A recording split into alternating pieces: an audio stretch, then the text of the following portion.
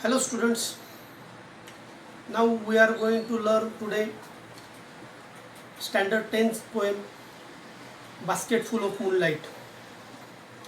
In this poem, a little boy is requesting to the moon to give some seeds of moonlight. Why he is requesting to the moon? What is his problem? आज आपण जी कविता शिकणार आहोत इयत्ता 10वी मधली basket full of moonlight या कवितेमध्ये एक लहान मुलगा चंद्राला विनवणी करतोय, त्याच्याकडे मागणी करतोय की तू मला तुझं चंद्रप्रकाशाचे बीज मला दे. का तो बीज मागतो आहे हे या कवितेमध्ये आज आपल्याला बघायचं आहे. पण ही कविता पाहण्याच्या आधी आपण बघूया या कवितेच्या सगळ्यात शेवटी कवीचं नाव दिलेलं आहे सुनील शर्मा. तर हे कवी आहेत, पण त्यांनी ही जी कविता लिहिली आहे ही स्वतः लिहिली नसून ती डोगरी भाषेमधली एक गीत आहे. ते गीत त्यांनी ट्रान्सलेट केलेलं आहे आणि हे गीत आपल्याला या ठिकाणी या कवितेच्या रूपात या इंग्लिशमध्ये त्यांनी सादर केलेलं आहे. कविता बघण्याच्या आधी आपण बघूया की नेमकी ही डोगरी भाषा कुठे बोलली जाते आणि मग आपल्याला या कवितेतले सगळे जे काही पिक्चराइज केलेले सीन्स आहेत, दृश्य आहेत, हे नेमके कसे असतील, कुठे असतील. तर डोगरी भाषा ही जम्मू काश्मीरमधल्या आणि हिमाचल प्रदेशमधल्या पहाडी भागामध्ये बोलली जाते. आणि आपल्याला माहिती की पहाडी भाग म्हटला की त्या ठिकाणी छोटी छोटी गावं असतात आणि एखादं तालुक्याचं गाव किंवा शहराचं गाव, मोठं गाव, तालुका स्थान की जिथे लोक नोकरी करायला जातात, काम करायला जातात, रोजगार मिळवला जातात, ते गाव खूप दूर असतं. असंच एकूण या चित्र या कवितेमध्ये सुद्धा आहे. त्यामुळे मुद्दाम आपण त्या डोगरी भाषेचं स्थान कुठे आहे ते पाहिलेलं आहे. आपण कविता बघूया. कविता ही पूर्णपणे फ्री वर्ड्समध्ये आलेली आहे. कवितेमध्ये जे शब्द आहेत हे अत्यंत सोप्या पद्धतीने कवीने मांडलेले आहेत. Let's start with the poem. Oh moon give me moonlight, basket full or 2 baskets full with seeds of moonlight. तर लहान मुलगा चंद्राला विनंती करतोय की हे चंद्रदेवा, मला एक बास्केट भरून, एक थैली भरून किंवा 2 थैल्या भरून तू तुझे चंद्रप्रकाशाचे बीज मला दे. का ते बघूया. From the city to my village on the sides of the path I want to show many small moons of light. जसं मी सांगितलं तुम्हाला की हा मुलगा जिथे राहतो आहे तो सगळा परिसर डोंगराळ परिसर आहे आणि त्याचे गावाच्या आजूबाजूला पक्के रस्ते नसतील कदाचित, तर पायवाटा आहेत आणि म्हणून तिथे शब्द आला पाथ. तो ह्या पायवाटेवरती ह्या सगळ्या चंद्रप्रकाशाचे बीज सो याचा अर्थ बीजारोपण करणे. तो त्या ठिकाणी त्याचं बीजारोपण करू इच्छितोय आणि त्याचं गाव जे आहे ते गावातून अनेक लोक हे शहरामध्ये जातात आणि तो म्हणतो from the city to my village on the sides of the path. म्हणजे माझ्या गावापासून तर सिटीपर्यंत, शहरापर्यंत जो सगळं पायवाट आहे या पायवाटेच्या आजूबाजूला मला छोटे छोटे बीज, या प्रकाशाचे बीज मला रोवायचे आहेत. किती मोठी कल्पना आहे त्याची. The village goes to the city daily to work. कारण की या गावातले सगळे लोक पैसा कमवण्यासाठी, नोकरी करण्यासाठी, पोटा पाण्यासाठी म्हणून शहरामध्ये रोज काम करायला जातात. It becomes dark on it's way back as a village is quite फार. आणि हे गाव खूप दूर असल्या कारणामुळे, क्वाईट फार मीन्स खूप दूर, बऱ्यापैकी दूर असं शहरापासून हे गाव आहे. आणि म्हणून या गावात काम करून वापस येताना या सगळ्या लोकांना फार उशीर होतो आणि त्यावेळेस इट बिकम्स डार्क. ते सगळीकडे अंधार होऊन जातो. ते लोक, ती मंडळी सगळी जेव्हा आपल्या घराकडे परत येतात त्यावेळेस त्या सगळ्या पायवाटेवरती अंधार होऊन जातो. आणि विशेष म्हणजे काय, केवळ अंधार असतं तर गोष्ट वेगळी आहे. पुढे तो काय म्हणतो पहा. The route is tough and full of snakes and scorpions. Neither bus nor car plies. हा केवळ पायवाट नाही, हा कच्चा रस्ताच नाही आहे. तर या कच्च्या रस्त्यावरती अनेक साप, विंचू असे सरपटणारे प्राणी सुद्धा असतात रात्री. हे निशाचर प्राणी आहेत सगळे. हे रात्री बाहेर निघतात आणि ते अंधारात दिसणार नाहीत. त्यामुळे आपल्या घरी येणाऱ्या वडिलांच्या काळजीपोटी त्यांना अंधारात यावं लागणार नाही, उजेड राहील. आणि असे सरपटणारे प्राणी जर असले तर त्यांना दिसतील आणि त्यांचा जीव वाचेल. यासाठी म्हणून तो कदाचित त्या सगळ्या पायवाटेच्या आजूबाजूला असे बीज रोवू इच्छितो. आणि ह्या पायवाटेचं आणखीन पुढचं वैशिष्ट्य काय, की या पायवाटेवरती कोणती बस चालत नाही, गाडी चालत नाही, रिक्षा जात नाही. एवढंच काय, तर घोडागाडी, बैलगाडी अशी कोणतीही गाडी, प्राण्यांनी ओढून आणलेली गाडी जी असते, कार्ट तिला असं म्हटलेलं आहे. प्लाइज म्हणजे नेहमी अपडाऊन करणे, रेग्युलर ट्रॅव्हलिंग. तसं बसचं, रिक्षाचं किंवा घोडागाड्यांचं सुद्धा आवागमन, ये जा या रस्त्यावरती नसते. त्यामुळे काय, तर इथल्या सगळ्या लोकांना पायीच जावं लागतं आणि पायीच यावं लागतं. आणि म्हणून तो अशा सगळ्या आपल्या गावातल्या सर्वच व्यक्तींच्या समस्या सोडवण्यासाठी म्हणून आणि विशेष करून आपल्या वडिलांच्या काळजीपोटी म्हणून तो या ठिकाणी त्या पायवाटेच्या आजूबाजूला चंद्रप्रकाशाचे बीज असे रोवू इच्छितोय. आणि तो काय म्हणतो पुढे, when my father returns home I am asleep.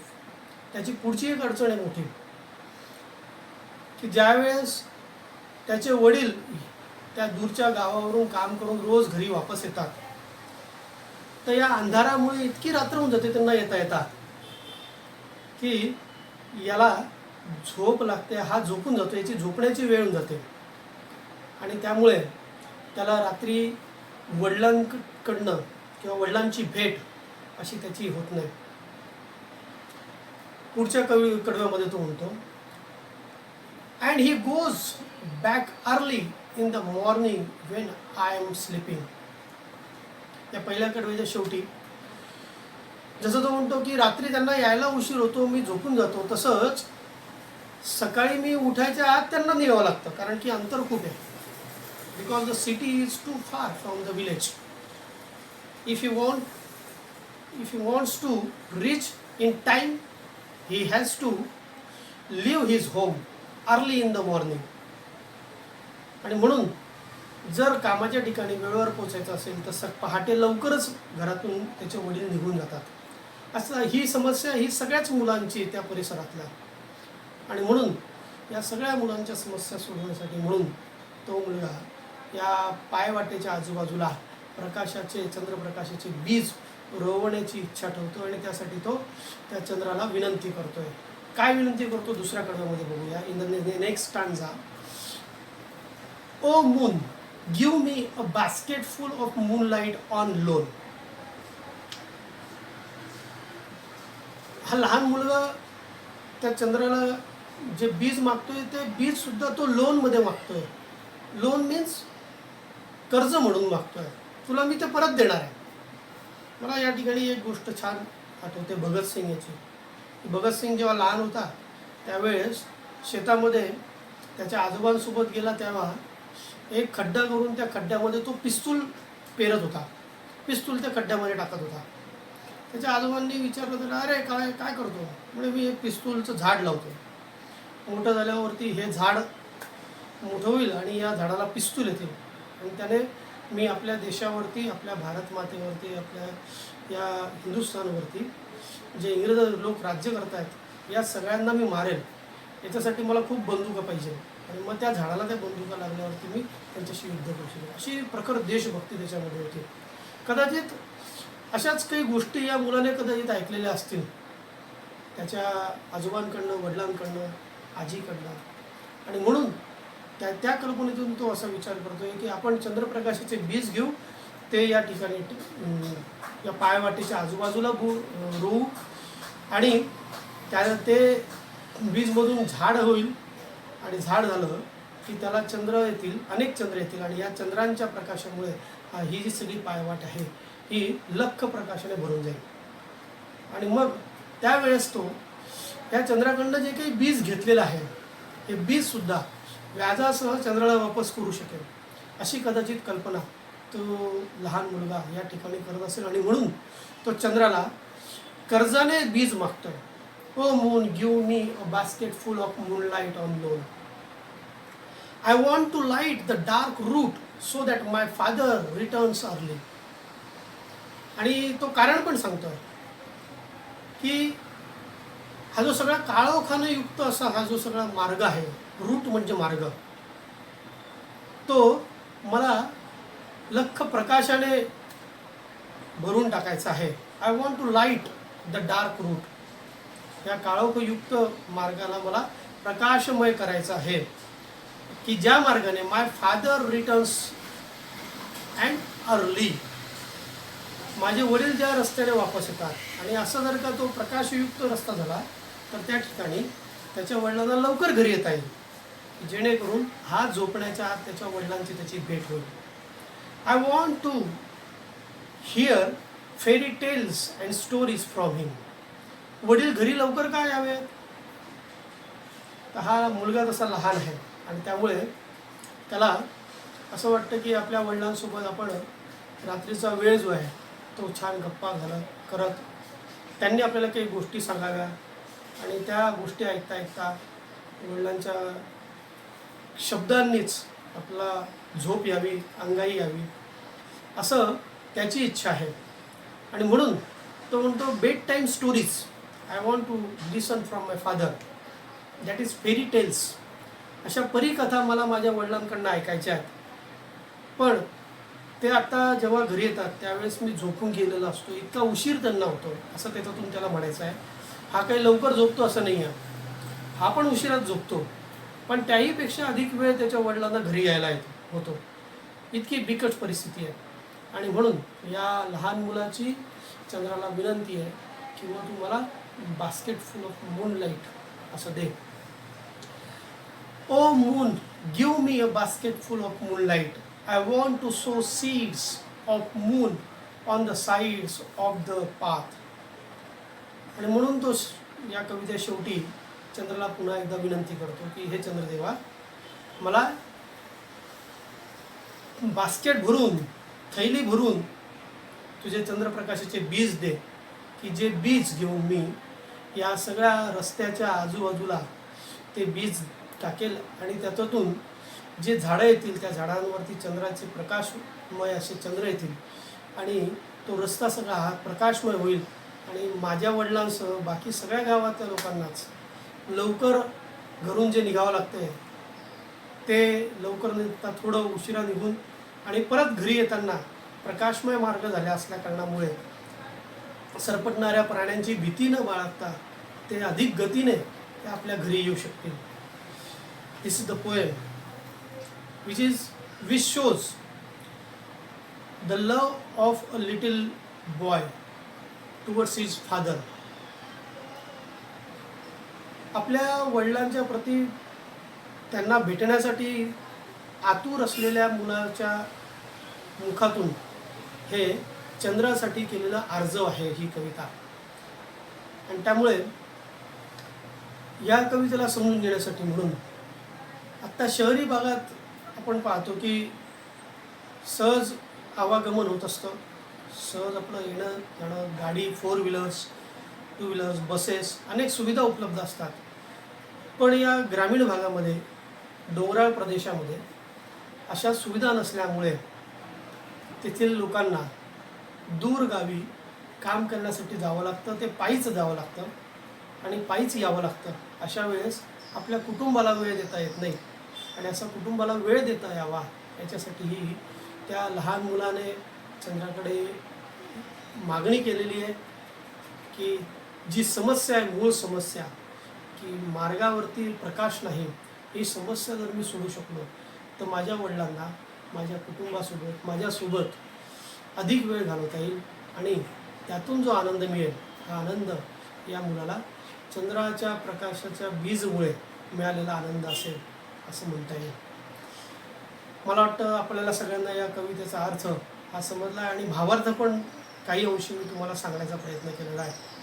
त्यामुळे शब्दशः सगळ्या गोष्टी जरी आपण लक्षात घेतल्या तरी त्या मुलाच्या भावनेतून आपण जर ही कविता अधिक अभ्यासली, वाचली, पाहिली तर आपल्याला या कवितेतले गूढ अर्थसुद्धा लक्षात येतील. याचबरोबर ही कविता ज्या डोगरी भाषेत म्हटलेली आहे तो परिसरसुद्धा आपल्याला आकर्षित करेल की खरंच अजूनही आपल्या देशामध्ये असे काही परिसर आहेत का की ज्या परिसरामध्ये खूप दूरपर्यंत कामं करायला जावं लागतं आणि वापस यायला उशीर होतो, आपल्या कुटुंबातल्या लहान मुलांना वेळ देता येत नाही.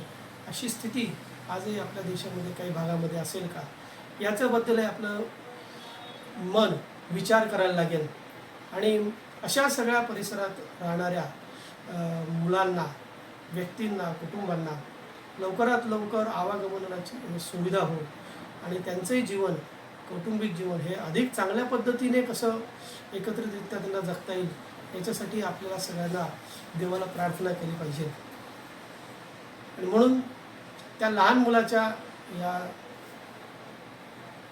चंद्राला केलेल्या विनंतीवरून आपल्याला असं लक्षात येतं की what is the importance of the father or our parents in our life. कवितेच्या शेवटी काही गोष्टी मी तुमच्यासाठी चिंतनासाठी फॉर एक्झरसाइज अशा मी तुम्हाला देतो.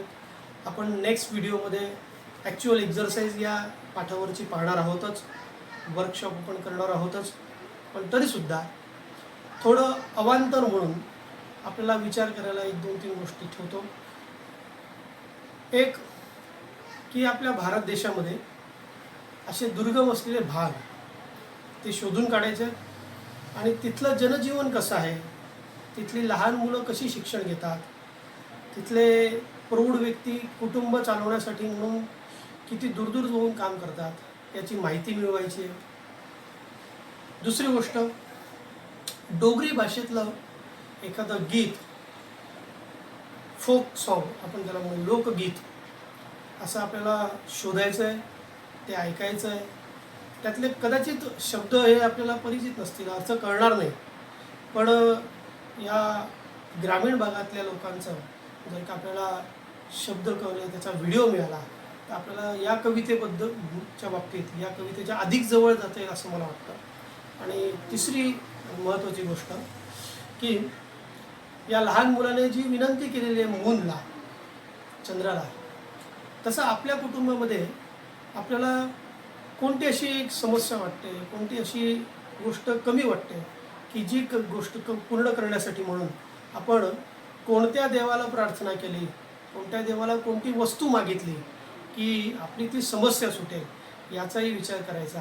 आणि मला वाटतं या 3 गोष्टींचा अधिक आपण विचार केला तर ही कविता पूर्णपणे चांगल्या पद्धतीने आपल्याला समजली असं मला वाटतं. थँक्यू.